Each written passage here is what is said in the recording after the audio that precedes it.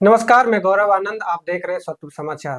वित्त मंत्री निर्मला सीतारमन ने बजट पेश कर दिया है। इसमें किसानों, युवाओं, गरीबों और महिलाओं को खास तरीके से जो है तोहफा दिया गया है। क्या तोहफा दिया गया है और इसमें विशेष रूप से बिहारियों को क्या तोहफा दिया गया है, इस पे बातचीत करने के लिए हमारे साथ विशेष प्रबंधन और अर्थशास्त्र में जानकारी रखने वाले और अर्थशास्त्र पे पैनी निगाह रखने वाले राज आनंद जी हैं। हम इनसे जुड़ेंगे और इन सारे मुद्दे पे बात करेंगे। बहुत बहुत स्वागत है सर आपका। बिहार के स्टार्टअप के विषय में भी है ना। जी तो सबसे पहले अगर आप आज का बजट सुने होंगे, बजट भाषण वित्त मंत्री निर्मला सीतारमन जी का, जी तो मैं तो कहूंगा कि ये 8वां बजट है उनका। जी निर्मला सीतारमन जी लगातार ये 8वां बजट, जी और सही मायने में ये जो बजट है सबसे बेहतरीन बजट मैं कहूंगा इसको, खास तौर पे बिहार के लिए। जी इसलिए कि आपको मालूम होना चाहिए कि बिहार के प्रथम चीफ मिनिस्टर थे श्री कृष्ण सिंह, डॉक्टर श्री डॉक्टर कृष्ण श्री सिंह, कृष्ण सिंह। जो कि आज बिहार का जो भी विकास हुआ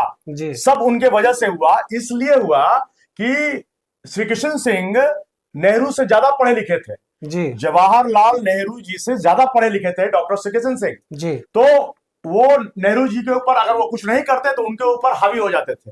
इसलिए बिहार उस समय बेस्ट एडमिनिस्ट्रेड स्टेट था। जी इंडियन ऑयल रिफाइनरी को देखिए, फिर आप उसके बगल में फर्टिलाइजर, डालमिया नगर का प्लांट, जी चीनी मिल, शुगर मिल करीब 32 से 40 उन्होंने खोला था। बाटा का बहुत बड़ा फैक्ट्री दो तीन था यहाँ। जी तो इस तरीके से, और गुड़ खांडसारी सब तो बनता ही था। और तो तीसरे नंबर पे एप्पल बाई कमिटी थी उस समय, एप्पल बाई कमिटी, जी उसने बिहार को तीसरे स्थान पे रखा था। जी तो ये गिरावट शुरू हुआ आपको जगन्नाथ मिश्रा जी के जाने के बाद। भगवत आजाद जी ने संभालने की बहुत कोशिश की, लेकिन माफियाओं ने उन्हें धमकी देकर वो बेचारे गद्दी से हट गए। भगवत आजाद, जी जी स्वर्गीय भगवत आजाद। तो भारत बिहार आज कहाँ का कहाँ रहता अगर भगवत आजाद चीफ मिनिस्टर के रूप में कंटिन्यू किए रहते तब। अब सवाल बिहार का, जी तो मखाना किंग कोई भी बन सकता है बिहार में। मखाना किंग, जी मखाना का जो भी बिजनेस करेगा, जो भी मान लीजिए 5-10 प्लांट डाल लेगा, तो रोजगार भी करीब करीब 50 से 70 हजार युवाओं को मिलेगा। जी एक मखाना जिसको कि जारगन नट कहते हैं, जारगन नट। और मखाना उतना महंगा भी नहीं है, अभी 1100-1200 रुपया दाम कैसे हो गया मुझे पता नहीं। तो सबसे पहले वित्त मंत्री निर्मला सीतारमन जी ने मखाना पे कहा जी कि मखाना पे जो जिसको भी चाहिए लोन, जी मखाना का इंडस्ट्री लगाने के लिए, उद्योग लगाने के लिए आपको 5 करोड़ तक का लोन मिलेगा। पाटलिपुत्रा इंडस्ट्रियल एरिया है, बियाडा का जमीन है, जी और 50,000 एम्प्लॉयमेंट जनरेट हो सकता है 2-3-4 जगह अगर लगेगा। सिर्फ पटना की बात मैं नहीं कर रहा हूं, जी मिथिलांचल के इलाके में भी मखाना इंडस्ट्री चल सकती है। जी तो ये तो आपका मखाना हो गया। जी दूसरा, रोड्स में तो नितिन गडकरी बहुत अच्छा काम कर रहे हैं, जिसके वजह से 6-7 घंटा में हम लोग बिहार के एक कोना से दूसरे कोना पहुंच जाते हैं। जी तो अब इंश्योरेंस के बारे में, आप इंश्योरेंस के बारे में अगर कहिए तो फॉरेन डायरेक्ट इन्वेस्टमेंट अब 100% आ रहा है। 100% हो गया है अब फॉरेन डायरेक्ट इन्वेस्टमेंट।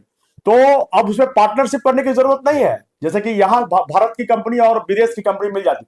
सिर्फ रेगुलेट कीजिए उसको, और प्रीमियम कम से कम हो, ताकि अगर कोई बीमार पड़े तो घर का जो खेत बिक जाता है, आपका घर का मकान, शहर का मकान बिक जाता है।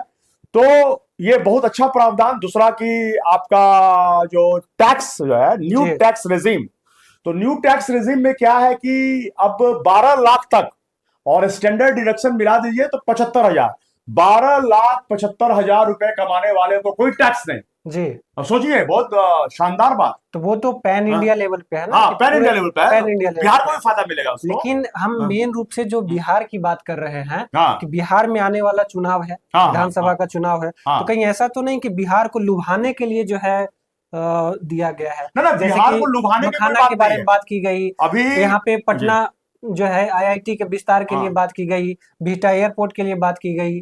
तो इस सभी को किस नजरिए से आप देखते हैं? चुनाव तो हमेशा आता है जाता है। जब से मैं जन्म लिया हूं तब जी से लगता है कि कितना इंदिरा गांधी को मैं प्रथम प्रधानमंत्री के रूप में देखा। जी तो उसके बाद फिर इंदिरा गांधी के बाद उनका एसोसिनेशन हुआ, तो फिर राजीव गांधी आए। राजीव गांधी के बाद फिर देवेगौड़ा, इंद्र कुमार गुजराल, अटल बिहारी वाजपेयी जी, और उसके बाद फिर कांग्रेस की मनमोहन सरकार आई। अभी नरेंद्र मोदी जी की सरकार चल रही है, बीजेपी की सरकार। तो चुनाव तो आते जाते हैं, उसका चुनाव जी से इससे कोई मतलब नहीं है। और वो वित्त मंत्रालय और वित्त मंत्री हर एक साल बजट पेश करते हैं, तो चुनाव से इसका कोई मतलब नहीं है। बिहार से बहुत मांग हो रही थी, बड़े बड़े अर्थशास्त्री और बहुत सारे कॉन्फ्रेंसेस हुआ करते थे। तो उसमें ये डिमांड किया गया कि बिहार इतना बौद्धिक क्षेत्र, बौद्धिकता वाला, ये प्रत्येक व्यक्ति का यहाँ जो आईक्यू है जी वो नॉर्मल भारत के किसी भी प्रांत से मिला लीजिए उससे ज्यादा है बिहार का। जी लेकिन इतना दिमाग, ब्रेन और ब्रेन ड्रेन होता रहा बिहार के सब लोग, कहने का मतलब सब क्रीम बाहर चले गए जी और रह गए सब झिंगा पुठिया कहिए आप, शार्क मछली, व्हेल मछली, जो कि समुंदर में, तो समुंदर में अब सब छोटी मछली रह गई। तो छोटी मछली को तो बड़ी मछली खा लेंगे ना भाई। जी तो शार्क उस मामले में कहिए कि यहाँ इन्वेस्टमेंट को लाने के लिए लालू जी भी गए थे। आपको जी मालूम होना चाहिए कि उन्होंने विदेश दौरा किया था, 3 4 5 कंट्री गए थे वो, जी जी ऑस्ट्रेलिया, उधर यूरोप के 4 5 कंट्री, फ्रांस, इंग्लैंड और बहुत सारे। आप अपने आर्काइव में देख लीजिएगा कि लालू यादव जी अपने कार्यकाल में 5 7 8 जगह, अभी जयशंकर जी और निर्मला सीतारमन जी आए हुए थे पटना। जी निर्मला सीतारमन जी 3 जगह, होटल पनाश में पहला, दूसरा था उनका BIA में, तीसरा बिहार चैंबर ऑफ कॉमर्स में। जी तो वहां पे उन्होंने कहा कि बिहार को बदलने के लिए यहाँ के जनता को, यहाँ के जो आम आदमी है उनको बदलना होगा। जी वो अगर IAS गड़बड़ कर रहा है तो आप उसके चैम्बर के बाहर आवाज लगाइए। तो सर अगर यहाँ कोई पे आप नेता गड़बड़ नहीं, कर रहा है, जहाँ आप IAS की बात कर हाँ, रहे हैं तो यहाँ हाँ, पे विपक्ष के जो नेता हैं, हाँ, हाँ, हाँ, प्रतिपक्ष के नेता तेजस्वी यादव, तो वो कह रहे हैं कि फिर से बिहार को झुनझुना थमा दिया गया है, फिर से जो है तेजस्वी बिहार को कुछ यादव नहीं दिया कहां गया से है, अर्थशास्त्र का बिहार को ज्ञान है? विशेष पैकेज नहीं दिया गया है। तेजस्वी यादव को अर्थशास्त्र का कितना ज्ञान है? 5 लाख करोड़ रुपया मिल चुका है बिहार को ऑलरेडी, आप देख लीजिए, 4 से 5 लाख करोड़ रुपए। जी विकास तो ऐसा होगा कि पटना के जैसा यहाँ पे 10 शहर बन सकता है पूरे बिहार में। लेकिन उसका किसके पास दिमाग है यहाँ पे, बताइए?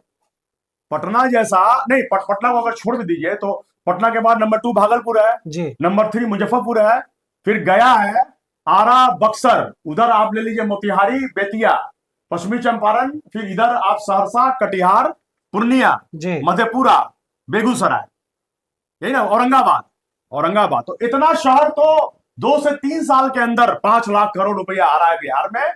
तो ये IAS लोगों को करना है। तेजस्वी यादव पावर में आते हैं कि नहीं आते हैं ये तो सेफोलॉजिस्ट बताएंगे, जी जो संजय कुमार CSDS वाले नालंदा के ही हैं।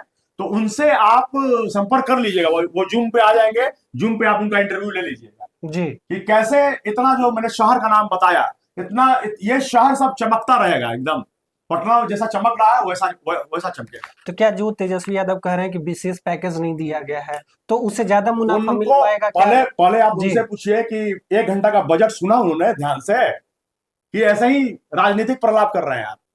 1 घंटा का निर्मला सीतारमन जी का जो बजट था जी वो आपने सुना गौर से? आप जाके इंटरव्यू लीजिए, पूछिए जो सवाल आप हमसे कर रहे हैं। जी श्री बाबू के बाद बहुत सारे लोग आए, KV साय आए, फिर आपको भोला पासवान शास्त्री आए, फिर से कर्पूरी ठाकुर जी, बहुत ईमानदार मुख्यमंत्री थे, वो आए, बिंदश्री दुबे आए। लेकिन श्री बाबू के बाद नीतीश कुमार -50 से +20 पे ले आए हैं। अब जी +20 से 50 करने वाले तेजस्वी होंगे या अपने पिताश्री की ही तरह बिहार को लालटेन युग में ले जाएंगे, वो मैं नहीं जानता। जी तो ये जो किसानों के बारे में कहा गया है कि इस बजट सत्र में जो क्रेडिट कार्ड दिया जाता था, क्रेडिट कार्ड के तहत जो लोन दिया जाता था, वो 3 लाख से 5 लाख कर दिया गया है। जी। तो इसका किसानों को डायरेक्ट मुनाफा मिल पाएगा?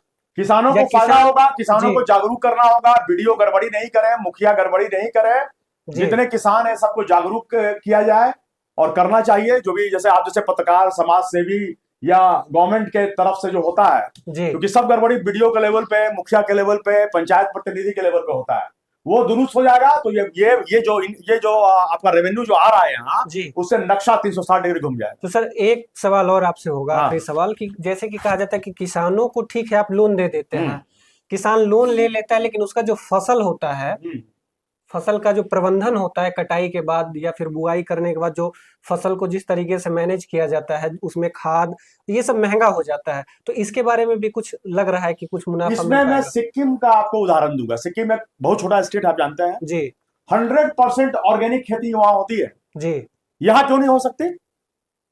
यहां क्यों नहीं? मेरे पास एक फॉर्मूला है, देखिए, सनातनी हम लोग हिंदू सनातनी हैं। जी सनातनी जो आज से 10,000 साल पहले या 15,000 साल पहले का इतिहास ले लीजिए तो 95% सनातनी शाकाहारी थे। जी आज 90% हिंदू मांसाहार है। जी तो जब हिंदू वाकई में सनातनी हो जाएगा तो आप अक्षरधाम मंदिर चले जाइए दिल्ली में, वहां पे एक किताब है, जी उसको सर्कुलेट कर दीजिए। चावल 20 रुपए किलो बिकेगा, सोनाचूर चावल 20 से 30 रुपए किलो, परमल चावल 20 से 30 रुपए किलो बिकेगा।